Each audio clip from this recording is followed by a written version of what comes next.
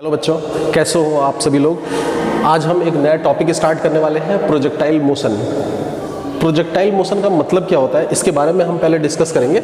जैसा कि फिगर आप देख रहे होंगे, इस फिगर से आपको कुछ पता चल रहा होगा कि हमने किसी बॉल को या फिर किसी भी बॉडी को थ्रो किया है और उसने एक पाथ को ट्रेस करते हुए वो जाकर के कहीं ज़मीन पर गिर गया है। तो प्रोजेक्टाइल का मतलब क्या है, जैसे अगर हम बात करें कि अगर आप किसी प्लेग्राउंड में आप खेल रहे हो और आपको बॉल को थ्रो करना है, किसी के पास अपने नेक्स्ट प्लेयर को देना है, तो आप बॉल को जब थ्रो करते हो काफ़ी दूर होता है, तो आपको कुछ एक पर्टिकुलर एंगल बना करके थ्रो करना होता है नीचे ज़मीन के साथ, है ना। कुछ एंगल आप बना करके थ्रो करोगे तब जा करके वो कहीं दूर जा पाता है। मतलब ये सारा खेल जो है ना, वो एक तो एंगल का है और दूसरा आपको ये भी पता होगा कि जब भी कोई बॉडी ऊपर आसमान में जाने की कोशिश करेगा तो एक धरती यानी कि पृथ्वी का एक गुरुत्वाकर्षण बल होता है, जिसे हम ग्रेविटेशनल फोर्स कहते हैं, वो कंटिन्यूअसली उस ऑब्जेक्ट को अपनी तरफ खींच रहा होता है। जिसकी वजह से आप देखो, अगर हम ऐसा मान करके चले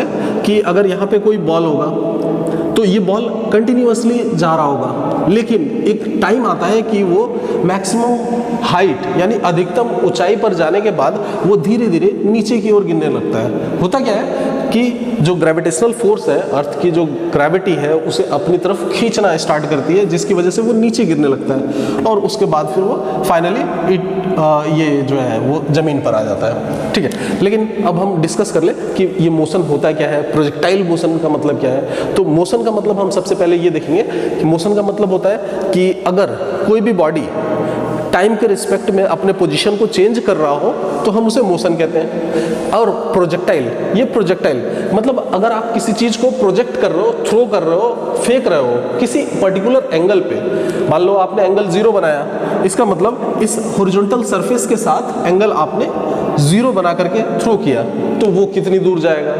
अगर आपने 30 डिग्री पे थ्रो किया, इसके साथ इस पृथ्वी के साथ, अर्थ सरफेस के साथ, धरती के साथ आप कुछ एंगल बना करके जब आप थ्रो करोगे 30 डिग्री के एंगल पे, तो वो कितनी दूर जाएगा, इसे हम कैलकुलेट करेंगे। 90 डिग्री पे थ्रो करोगे तो उसे हम कैलकुलेट करेंगे कि वो कितनी दूर जा सकता है, कितना अधिकतम ऊंचाई यानी कि मैक्सिमम हाइट कितना होगा, जाने में कितना समय लगा होगा। इन सब चीज़ों के बारे में हम डिस्कस करेंगे। ठीक है, तो सबसे पहले हम स्टार्ट करते हैं। इसमें हम 3 चीज़ों के बारे में पढ़ेंगे। सबसे पहला है जो फर्स्ट पॉइंट है, that is time of flight. इसे हम कहते हैं टाइम ऑफ फ्लाइट। ये टाइम ऑफ फ्लाइट क्या होता है? उड़ान का समय। अगर आप इसे एक्स एक्सिस, इधर ये एक्स एक्सिस है और ये वाई एक्सिस है, इसे हम ओरिजिन मान लेते हैं और आप यहाँ से मान के चले कि कोई किसी स्टोन को या फिर किसी भी बॉडी को थ्रो किया गया है किसी एंगल थीटा से, अर्थ के साथ ये थीटा एंगल बना रहा है और किसी वेलोसिटी u मीटर पर सेकंड के साथ फेंका गया है।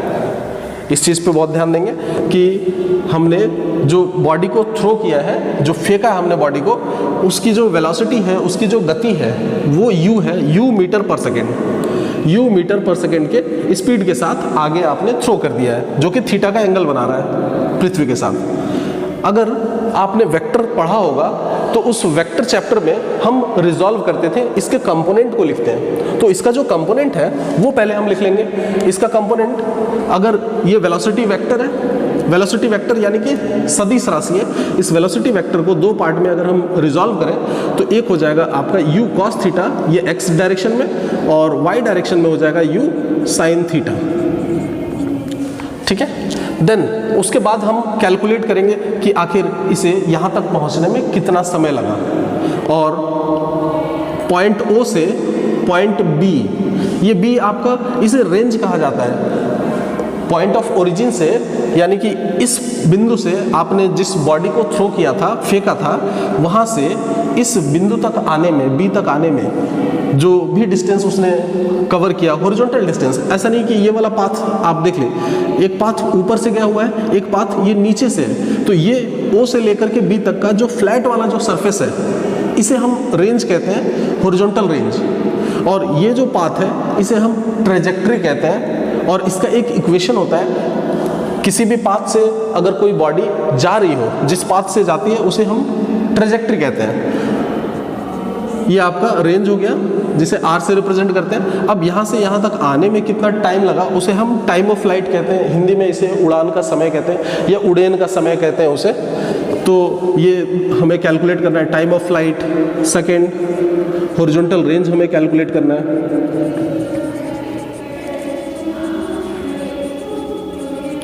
और थर्ड हमें कैलकुलेट करना है मैक्सिमम हाइट।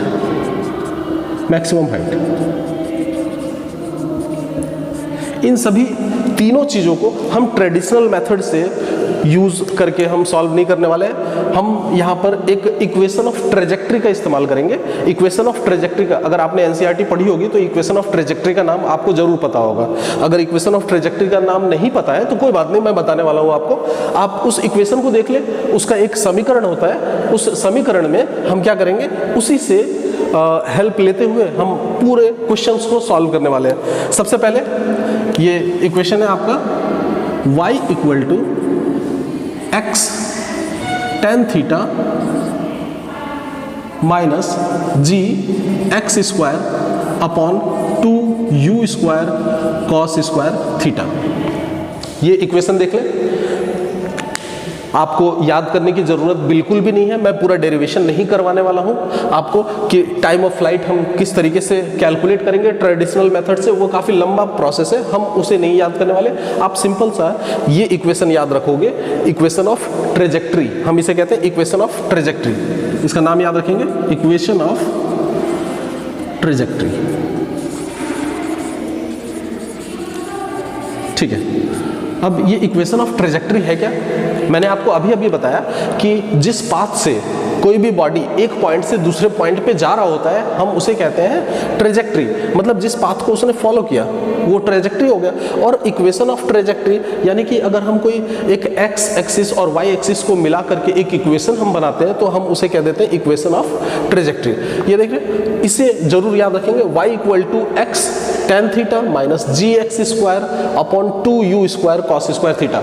अगर ये आपको समझ में नहीं आया कि ये किस तरीके से ये इक्वेशन आया होगा तो मैंने नेक्स्ट वीडियो में इसको मैं डाल दूंगा, आप इसको भी देख लेना। लेकिन आपको ये अभी याद रखना है क्योंकि प्रोजेक्टाइल्स के जितने भी प्रॉब्लम्स हैं सभी को हम इसी मेथड से सॉल्व करने वाले हैं।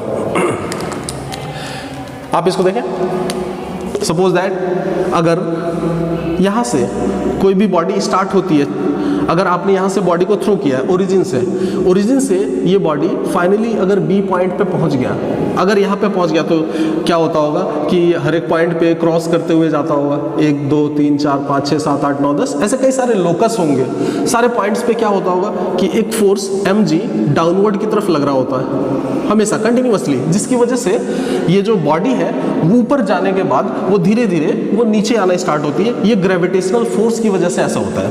अब हर एक पॉइंट पे इसकी जो वेलोसिटी है वो 2 डायरेक्शन में होती है, एक तो x डायरेक्शन हो गया, दूसरा y डायरेक्शन हो गया। सपोज दैट अगर हम यहाँ की बात करें तो आप देखें एक नीचे ये आपका vy हो जाएगा, नीचे का जो कंपोनेंट है वेलोसिटी का, और इधर vx ये x कंपोनेंट हो गया वेलोसिटी का इस पॉइंट पे। अगर इसकी वेलोसिटी वेक्टर देखें तो वो कुछ ऐसा होगा v। सिमिलरली इस पॉइंट पे अगर हमने निकाला तो इधर ux ये आपका निकला था ux और ये है आपका uy। लेकिन एक पॉइंट ऐसा आता है जहाँ पर सिर्फ और सिर्फ आपका x कंपोनेंट एक्ट कर रहा होता है यहाँ पे, और इस पॉइंट पे एक ग्रेविटेशनल फोर्स जब लग रहा होता है। ये मैक्सिमम हाइट वाला पॉइंट है, ये बिल्कुल हाफ वाला पॉइंट है। अगर सपोज दैट हम ऐसा मान के चले कि यहाँ से यहाँ तक की अगर हॉरिजॉन्टल रेंज 10 मीटर है तो बिल्कुल 5 मीटर पे आधे पे मैक्सिमम हाइट होगा। ये चाहे कोई सा भी आपका प्रोजेक्टाइल मोशन हो, हमको ये याद रखना है कि बिल्कुल हाफ पॉइंट पे क्या होगा, मैक्सिमम हाइट होता है। तो ये मैक्सिमम हाइट भी हमें कैलकुलेट करना होता है। आप एक बात देखें कि यहाँ से यहाँ तक जब ये गया तो इस पॉइंट पे इसकी हाइट क्या है, जो भी पत्थर आपने फेंका होगा या स्टोन फेंका या बॉडी फेंका, आपने जो भी फेंका, इस पॉइंट पे तो हाइट 0 है। धीरे धीरे हाइट बढ़ी, आप देखें हाइट बढ़ रही है। एक मैक्सिमम पॉइंट आया जहाँ पे हाइट सबसे ज़्यादा ऊंचाई है, उसके बाद फिर से हाइट कम होने लगी। तो ऐसे कम होते होते फिर बी पॉइंट पे भी आपका हाइट 0 हो गया। तो इस पॉइंट पे आपकी हाइट 0 है, यानी कि y 0 है आपका, ये y y किसे रिप्रेजेंट कर रहा है, वर्टिकल डिस्टेंस को, x किसे रिप्रेजेंट करता है, ये जो r है ये आपका रिप्रेजेंट करता है हॉरिजॉन्टल डिस्टेंस को, और ये y रिप्रेजेंट करता है वर्टिकल डिस्टेंस को। तो हम यहाँ पे y का वैल्यू अगर हम r रखें इस यहाँ पे y का वैल्यू अगर हम 0 रखें इस पॉइंट पे, b पॉइंट के लिए, तो अगर हम यहाँ पे 0 रखते हैं और x का वैल्यू, क्योंकि ये यहाँ से यहाँ तक का डिस्टेंस है, ये तो हमारा रेंज है r, तो x की जगह पे हम यहाँ पे r पुटअप करेंगे और tan theta minus g x square, x की जगह आप r पुट कर दें यहाँ पे, x की जगह r square divided by 2u square cos square theta, ये हम पुटअप करेंगे। उसके बाद इस tan थीटा को मैं लिख लेता हूँ sine theta upon cos theta minus g r square upon 2u square cos square theta, दोनों को इक्वेट करके आगे निकाल लेंगे। r sine theta upon cos theta equal to g r square upon 2u square cos square theta. यहाँ से r cancel out, और आपका यहाँ पे ये कैलकुलेट हम कर लेंगे कि रेंज आपका आ कितना रहा है, r equal to 2u square cos square theta divided by multiplied by sine theta and divided by cos theta into जी।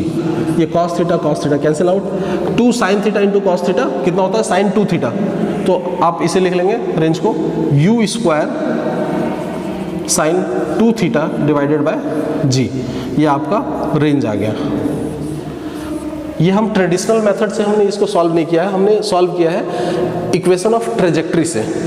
जैसे हमने ये कैलकुलेट किया horizontal range u square sine 2 theta divided bye g, इसी तरीके से हम यहाँ पे टाइम ऑफ फ्लाइट यानी उड़ान का जो समय है यहाँ से यहाँ तक आने में उसे कितना टाइम लगा, ये भी हम कैलकुलेट कर सकते हैं। ठीक है, हम लोगों ने हॉरिजॉन्टल रेंज कैलकुलेट कर लिया था, अब हमें कैलकुलेट करना है टाइम ऑफ फ्लाइट कि पॉइंट O से B तक जाने में बॉडी को कितना टाइम लगा। यहाँ ध्यान देंगे कि ux दिया हुआ है हमारा, इस वेलोसिटी का कंपोनेंट ux यानी कि x डायरेक्शन में इसका कंपोनेंट कितना है u cos थीटा, और y डायरेक्शन में है u sin थीटा, जो कि थीटा का यहाँ पे वेलोसिटी जो है वो थीटा का एंगल बना रहा है। ये वेक्टर्स में काफ़ी डिटेल्स में हम लोगों ने पढ़ा है, अगर नहीं पढ़ा है तो आप हमारे दूसरे लेक्चर्स को आप देख सकते हैं। ठीक है, अब हम यहाँ पे टाइम कैलकुलेट करना है, O से B तक जाने में कितना टाइम लगा। टाइम का सिंपल फार्मूला होता है distance upon speed, distance upon speed, distance upon speed. O से लेके B तक का डिस्टेंस कितना है r, ये हॉरिजॉन्टल रेंज है, ये डिस्टेंस है, ये हम लिख देंगे यहाँ पे r। और स्पीड इस डायरेक्शन में इसकी वेलोसिटी कितनी है, x डायरेक्शन में u cos थीटा, इसे लिखेंगे u cos थीटा। रेंज का हमने अभी अभी डिराइव किया u square sine 2 theta upon g into cos theta into u cos theta और ये g। ठीक है, यहाँ से u कैंसिल आउट कर देंगे, ये आपका बच जाएगा u साइन 2 थीटा को लिख देंगे 2 sine theta into cos theta divided bye g into cos theta cancel out 2u sign theta upon g, 2u sign theta upon g। ये आपका टाइम ऑफ फ्लाइट हो गया, O से B तक जाने में इतना टाइम लगा। नेक्स्ट हमें कैलकुलेट करना है कि मैक्सिमम हाइट, ये मैक्सिमम हाइट मैंने आपको बताया था बिल्कुल हाफ वाले पॉइंट पे मिलेगा, यहाँ से लेकर के यहाँ तक ये मैक्सिमम हाइट है इस पॉइंट पे, ये h मैक्स हम इसे कहेंगे। मैक्सिमम हाइट हमेशा बीच के किसी पॉइंट पे होता है। O से लेकर के B तक का अगर मान लीजिए डिस्टेंस 10 मीटर है तो मैक्सिमम हाइट कहाँ मिलेगा हमें, 5 मीटर पे मिलेगा। तो ऐसी r है, अगर O से लेकर B तक का डिस्टेंस r दिया हुआ है तो ये मैक्सिमम हाइट h मैक्स हमें कहाँ मिलेगा, h मैक्स मिलेगा r/2 पर, h मैक्स मिलेगा हमें r/2 पर। हम क्या करेंगे यहाँ पे equation of trajectory y equal to x tan theta minus g x square upon 2u square cos square theta, इसका इस्तेमाल करेंगे। यहाँ पे y का वैल्यू हम h मैक्स रखेंगे, h रख देंगे या h मैक्स रख दें, कुछ भी रख दें, और x का वैल्यू हम रखेंगे यहाँ पे r/2। x का वैल्यू आपका हो जाएगा r/2, x का वैल्यू हो जाएगा आपका r/2। और यहाँ पे हम कैलकुलेट करेंगे कि हमारा जो मैक्सिमम हाइट है क्या वो इतना आ रहा है, h = u² sin² theta upon 2g, क्या ये आ रहा है? ये आप लोगों के लिए टास्क है, आप इसे कैलकुलेट करके मुझे बताएं, हमारे कमेंट सेक्शन में कमेंट करके बताएं कि क्या आपका height maximum u² sin² theta upon 2g आ रहा है या नहीं आ रहा है। ओके, आज के लिए इतना ही, थैंक यू।